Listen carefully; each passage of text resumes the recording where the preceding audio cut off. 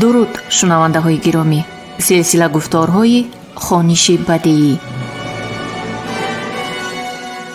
ба таваҷҷӯҳи шумо рамани кайфари диловари мирзо дар қироати корманди шоистаи Тоҷикистон Лолахон Сатторӣ. оғози гуфтори 24.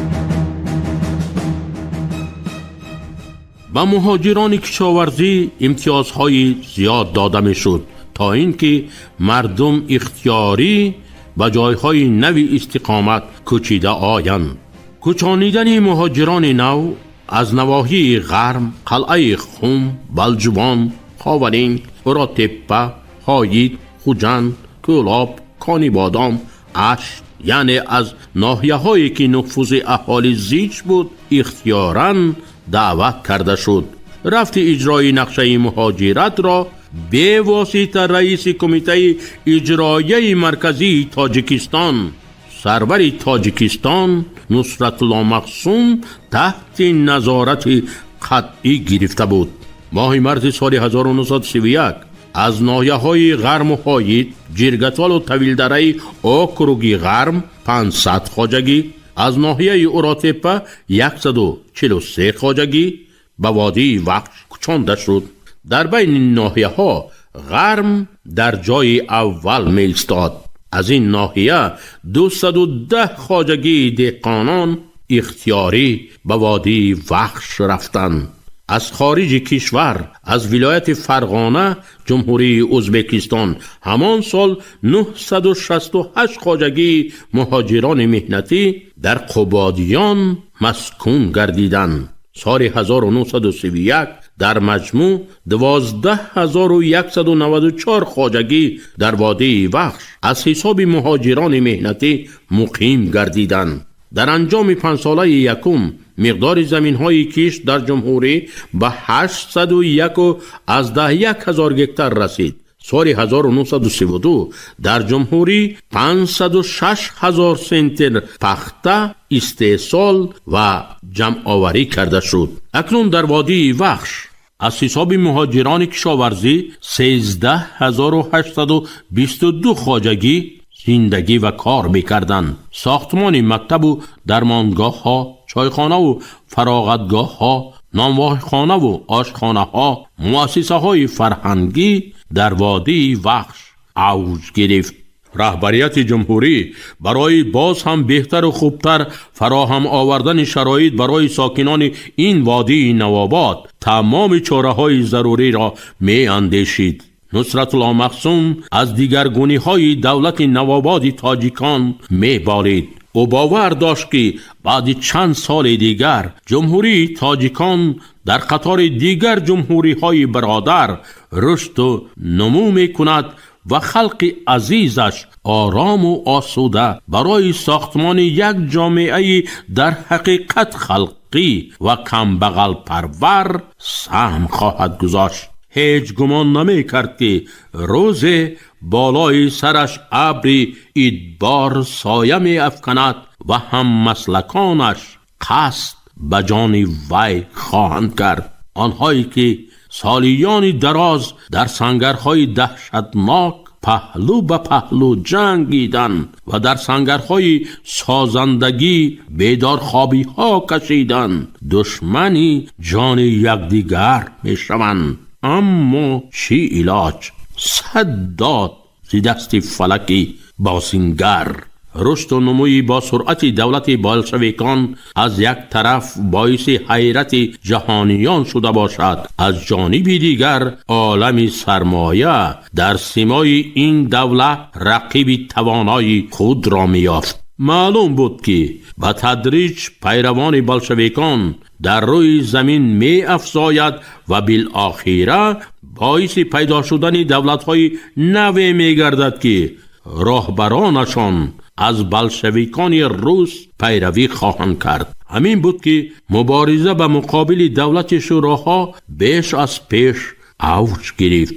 сармоядорони олам хуб дарк карда буданд ки тамоми мардуми шӯравӣ дар лаҳзаҳои душвор омода ҳастанд барои муҳофизати дастовардҳои худ то лаҳзаи охирини ҳаёт мубориза баранд. معلوم بود که بلشویک ها منفیت مردم کمبغل را حمایه می کنند و در تمام ممالک عالم شماره کمبغلان زیاد بود. از این رو آنها اصول مبارزه را دیگر کردند، یعنی به هر واسطه و وسیله اندرون دولت مردان شوروی شخصیت‌هایی را پیدا کردند که برایشان دولت شوراها خوشایند نبود. اکنون طبق نقشه میبایست بهترین ها، آنهایی که در حقیقت جانفدای ساخت نو بودند، از بین برده شوند. سرور دولت شوروی یوسف ویساریونویچ استالین نیز به گفته چنین اشخاص باور کرد در مملکت معرکه تازه نمودن صف بلشویکان و جامعه از دشمنان خلق آغاز یافت. این معرکه مصیبت بزرگی بود برای مردم شوروی. هزاران نفر مردان جانفدا به خلق و وطن صادق با تهمت و گناه‌های نابوده محو می شدند. دیگر حاجت سنجش جنایت گناهکاران نمانده بود. 3 نفران در تاریخ با نام ترویکا مشهور است. می توانستند در یک مدت کوتاه گناه شخصان شبهناک را تشخیص کرده اثبات نمایند و به جزای عالی و یا به مهلت از 15 تا 25 سال خوابیدن در محبس‌های رژیمی سخت و بدرقه حکم کنند. اصول کشادن قلف زبان گناهکاران خیلی دهشت آور بود.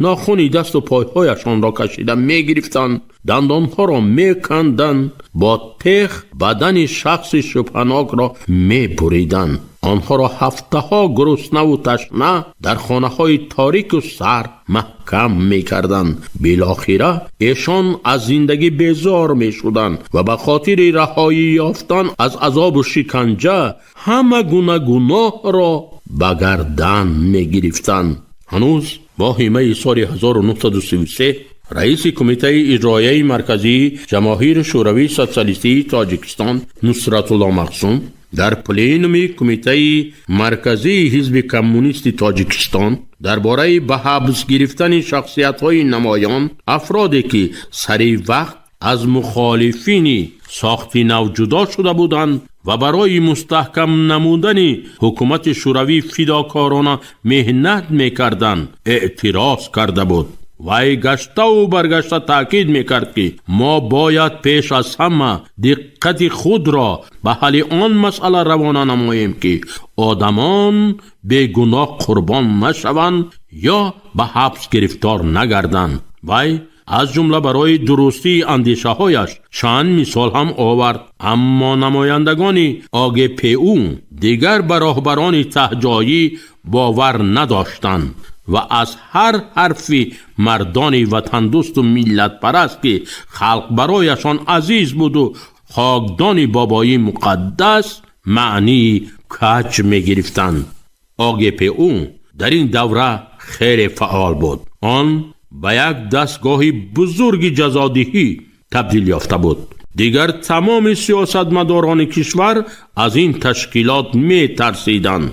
نمایندگان AGPU با سپارش مخصوص به آموزش فعالیت راهبران بلندپایه تاجیکستان پنهانی مشغول بودند. آنها ماه اکتبر سال 1933 به بیوروی آسیای میانگی کمیته مرکزی WKPB معلومات مخفی را درباره جنایتکاری های 2 راهبر اول تاجیکستان پیشنهاد نمودند. منشی بیوروی آسیای میانگی کمیته مرکزی WKPB با اومد که آنقدر به خلق تاجیک و راهبران جمهوری ایشان خوشبین نبود، فوری به نام کمیته مرکزی WKPB گزارشی مفصل تیار نموده فرستاد. 5 دکبر سال 1933 بیوروی سیاسی کمیته مرکزی WKPB مسئله را درباره جانشین رئیس کمیته اجرایی مرکزی اتحاد جماهیر شوروی سوسیالیستی و کمیته اجرایی مرکزی جمهوری شوروی سوسیالیستی تاجیکستان نصرت الله مخزوم و رئیس شورای کمیسران خلق جمهوری شوروی سوسیالیستی تاجیکستان عبدالرحیم حاجیبایف مورد محاکمه قرار داد. در این بیوروی برای ملت تاجیک تاریخی شخصان زیرین شرکت ورزیدند: اعضای بیورو اندریف، ورشیلوف، کاگانوویچ، کویبشف، مولوتوف، ارجنیکیدز، یوسیف ویساریونوویچ استالین.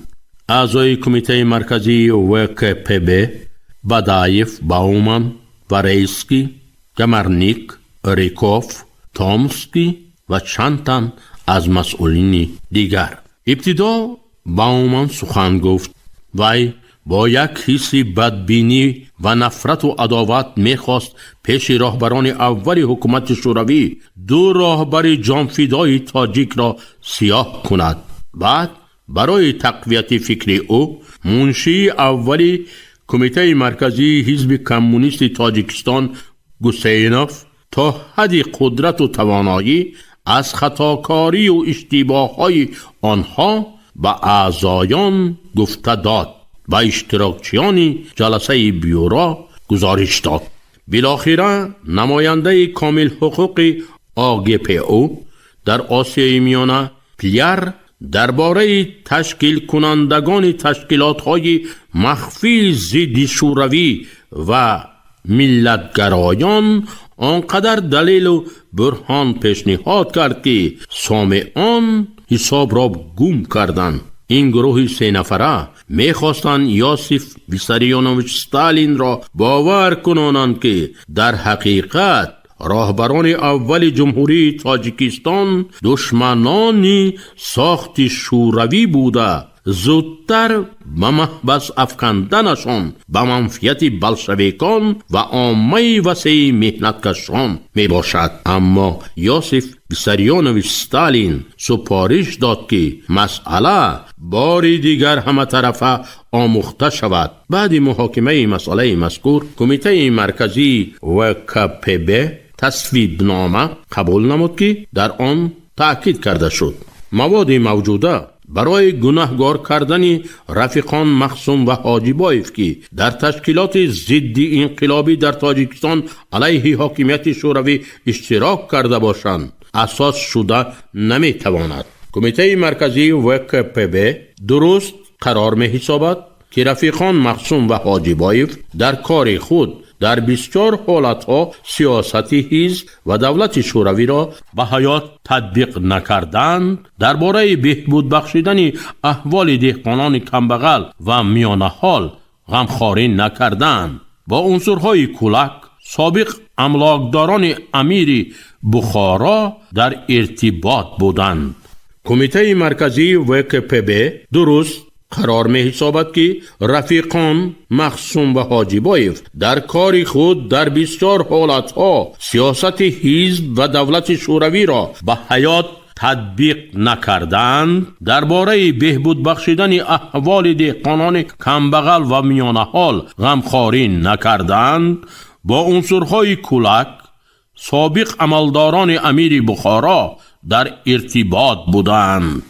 از مقام رئیس کمیته اجرایی مرکزی جمهوری شوروی سوسیالیستی تاجیکستان سبکدوش کردن رفیق مخزوم و از مقام رئیس شورای کمیسران خلق جمهوری شوروی سوسیالیستی تاجیکستان سبکدوش کردن رفیق حاجیبایف قبلا حل شده و آنها به اختیار کمیته مرکزی وکپب فرستاده شوند. 23 دکبر سال 1933 پلنوم یکجایی کمیته مرکزی و کمیسیون مرکزی نظارتی حزب کمونیست بلشویکی تاجیکستان مسئله قرار کمیته مرکزی حزب کمونیست بلشویکی درباره رئیس کمیته اجرایی مرکزی جمهوری شوروی سوسیالیستی تاجیکستان نصرت الله مقسوم و رئیس شورای کمیسران خلق جمهوری تاجیکستان عبدالرحیم حاجیبایف مورد محاکمه قرار داد. در پلنوم کاتب بیوروی آسیای میانگی حزب کمونیست بلشویکی کارل یاکوویچ باومن حضور داشت. او و عبدالله رحیمبایف سخنرانی کردند و در سخنرانی خود دو راهبر اولی جمهوری را به زیر تازیانه تنقید کشیده تمام ناکامی های سالهای جنگ شهروندی را به ذمه ایشان گذاشتند.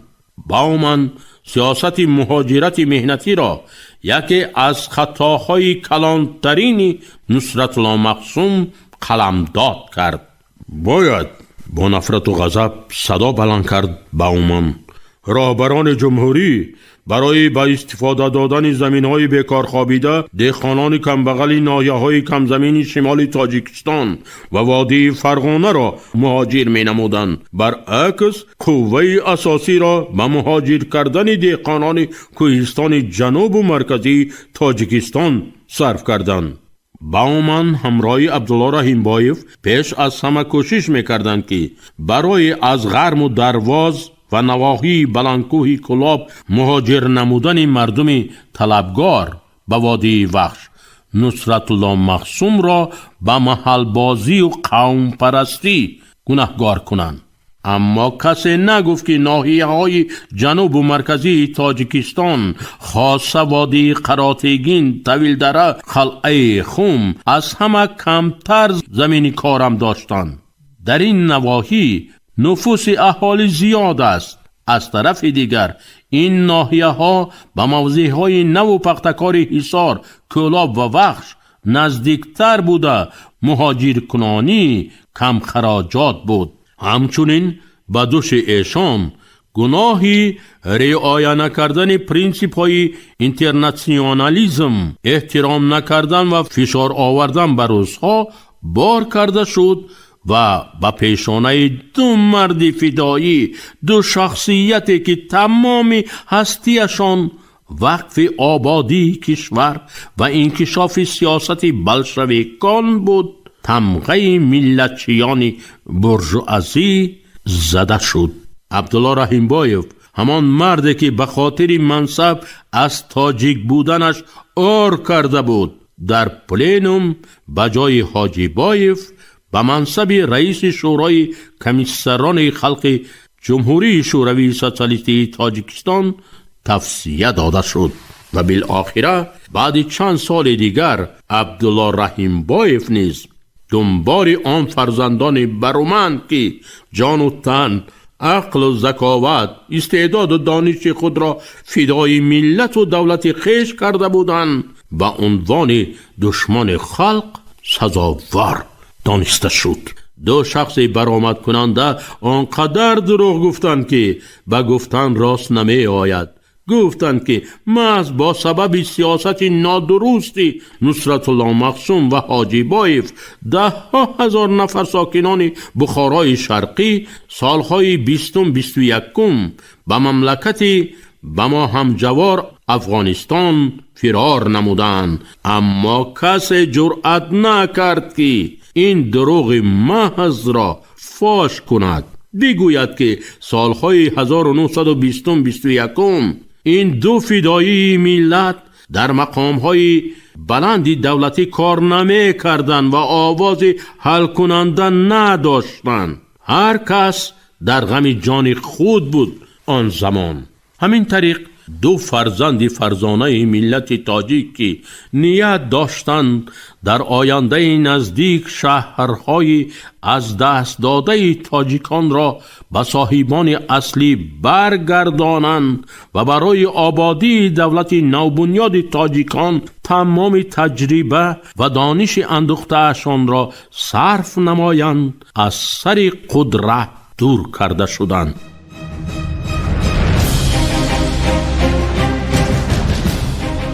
шунавандаҳои гиромӣ, шумо рамани кайфари диловари мирзоро дар қироати корманди шоистаи тоҷикистон лолахон сатторӣ шунидед.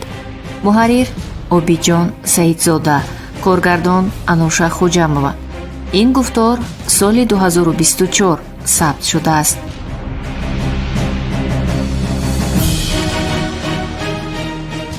анҷоми гуфтори 24